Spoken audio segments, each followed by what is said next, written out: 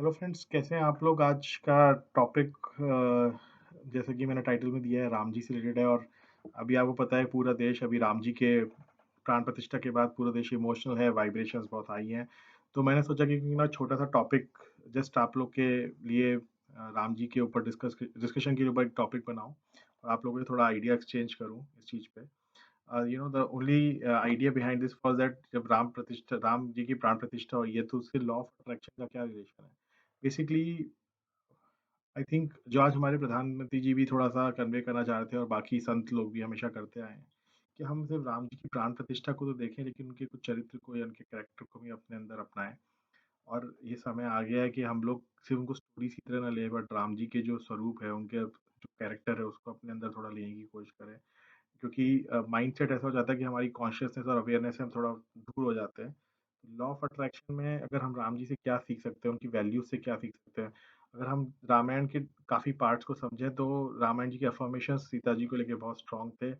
और मैंने इस चीज़ को पॉइंट को और थोड़ा-सा अगर मैं आपको थोड़ा-सा विस्तार में बताऊँ तो उनकी जो कामनेस थी टफ सिचुएशंस में भी, उनका जो टेम्परामेंट था, उनके अंदर जो धैर्य था, जो उनके अंदर एक स्थिरता थी, उससे हमें बहुत कुछ सीखने को मिलता है।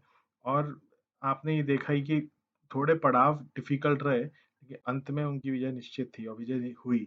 उसमें सबसे बड़ा रोल आई थिंक उनकी जो कामनेस, उनकी जो कॉन्शसनेस, उनकी अवेयरनेस का रहा है।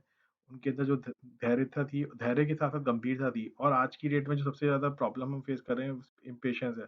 आजकल यूथ को बहुत चीज़ें फास्ट चाहिए, बहुत जल्दीबाजी में चाहिए, पेशेंस की थोड़ी-सी कमी आ जाती है।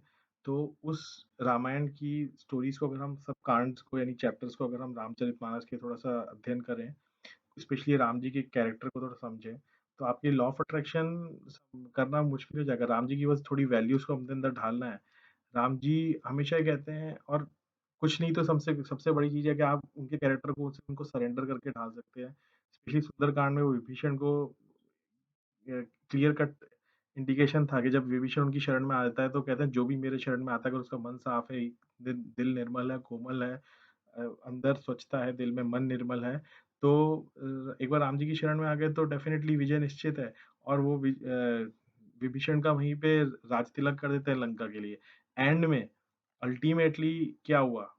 विभीषण को ने माँगा नहीं था, बट उनको लंका का राज्य मिला। राम जी ने उनको गिफ्ट किया। क्यों? क्योंकि universe is always ready to help you. अगर आपका कैरेक्टर, आपका मन, आपका रियल कॉन्शसनेस और अवेयरनेस आपके कंट्रोल में है, चित्त एकदम निर्मल है, तो सक्सेस निश्चित है।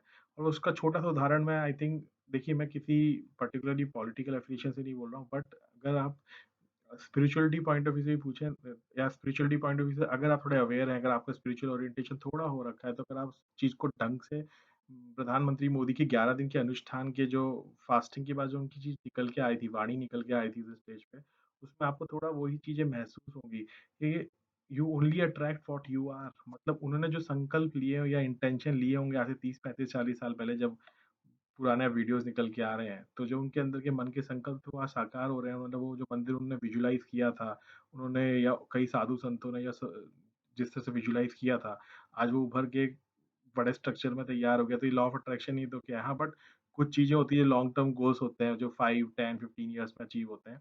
अगर हम बड़ा सोचें, उन पे कंसिस्टेंटली फ़ोकस करें तो जीत होती है। दूसरा है कि अगर हम राम जी का, जो मैंने आपको पहले ही समझाया, कि वैल्यूज़ को इम्बाइब करिए, प्रतीक्षा या कुछ चीज़ों में, बहुत बड़े गोल्स में, आपके लॉन्ग टर्म गोल्स में चैलेंजेस हो सकते हैं, बट अल्टीमेटली वो आपको मिलेगी। क्योंकि और दूसरी चीज़ तो बहुत हमें क्लियरली रामायण से बहुत क्लियर पता चलती है कि कुछ नहीं करके तो कम से कम यूनिवर्स को, ब्रह्मांड को, यानी भगवान की सरेंडरशिप में आ जाइए, तो आपको वैसे भी बहुत चीज़ें, वैल्यूज़ भी इम्बाइब होंगी, साथ-साथ आपको ब्लेसिंग्स भी मिलती हैं और आपको आगे बढ़ने की विजय, आपकी विजय काफ़ी हद तक निश्चित है। मतलब है ही निश्चित, बट वो आप अ, उस भाव को अपने अंदर ग्रैस्प करिए और ट्राई करिए कि राम जी की वैल्यू से हम क्या-क्या वो कर सकते हैं, सीख सकते हैं। तो हो सकता है वो हमारे आपके कुछ ये लेसन्स काम आएँ आगे फ्यूचर में, जो मैं ऑलरेडी जिन चीज़ों पे मैं बहुत ज़्यादा बिलीव करता हूँ डीपली।